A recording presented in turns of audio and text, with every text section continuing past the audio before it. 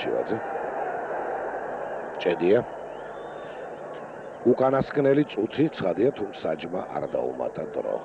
საავა გაცდა 12 თოქეს, გადააწოდა ძალზე კარგად კაკილაშვილს. კაკილაშვილი შევიდა საჯარიმო მოედანზე, შეიძლება დახტა.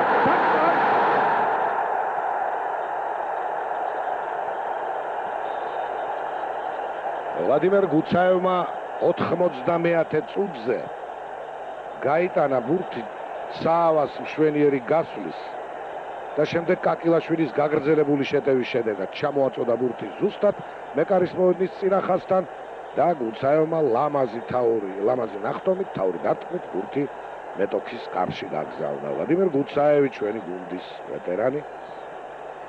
ჩვენივარ თამაშობდა დღეს, განსაკუთრებით პირველ ნახევარში, მეორე ნახევარში ოდნავ არ გამოიკვეთა მის თამაში. აი გადამწყვეტ მომენტში 90-ე წუთზე მან შეძლო ბურთის გატანა. ამრიგად დინამოელები გავიდნენ წინ 2-1 და დრო პრაქტიკულად აღარც დარჩა.